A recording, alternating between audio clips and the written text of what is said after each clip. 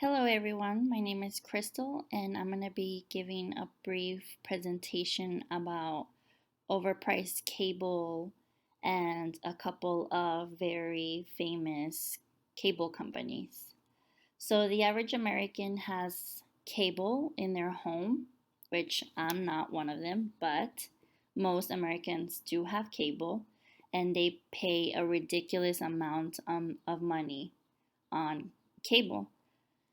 I've asked around, and the range of money that these Americans pay for cable or satellite, it goes from $150 to $300, and that's just the people that I've asked around.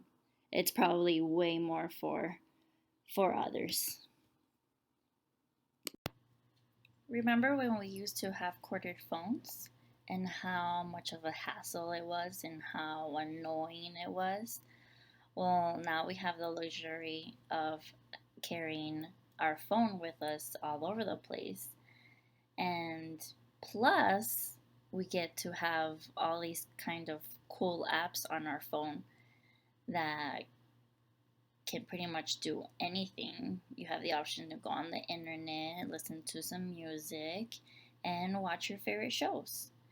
I think just trying to say that times do change, and maybe one day people will leave the cable and they'll just switch up to internet. Growing up, I remember having some sort of satellite or cable. We had actually these three companies listed on this slide. We had DirecTV, Cox, and Dish. And I remember my mom hopping from one company to the other because they were just not reliable at all. Um, she would have to sign an agreement, um, and it would usually be a 2-year contract with them. But for the first year, it would be pretty much affordable, but then later on, they would apply other fees that they didn't mention at the beginning, and just that's how my mom would just hop around from one company to the other. And that's just a reason why this is carrot cable is just a bad idea when we have other options like the internet. As I was looking into the Dish website, the first thing that popped out was having a 3-year guarantee offer that starts at $50. $50 doesn't sound that expensive, but if you accumulate that to 3 years, then it is a high, significant amount of money. And of course, you won't be paying $50 a month. That's probably going to get higher and higher after 6 months or the year. I mean, that's just how the companies run. I also looked into the Cox website, and the lowest packet that they had was starting at $100. That does include internet, and that is just how these companies try to convince you. Oh, you get $50, you get 140 channels for $50, and if you want to add internet, then that'll be only $20. So they try to convince you in different ways to stay with them. And if you're not content, they try to change that.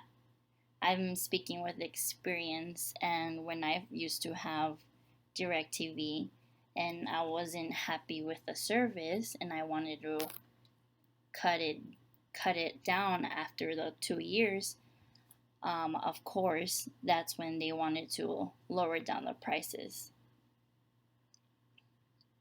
But that's just another example of why cable prices are ridiculous, and that needs to change. And I think we need to do that.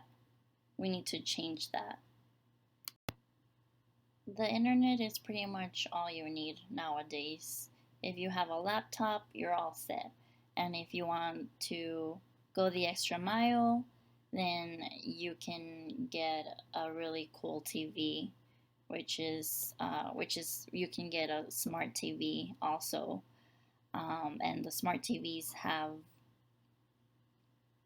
a place where you can insert a Chromecast or a Firefox, and that just gives you the ability of watching your favorite shows. So I think the internet is the right way to go if you want to save money and if you're not content with your cable company.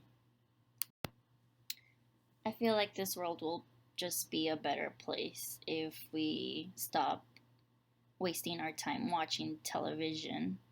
I feel like we should do more productive things in our lives and we'll be happier and the world will just be better.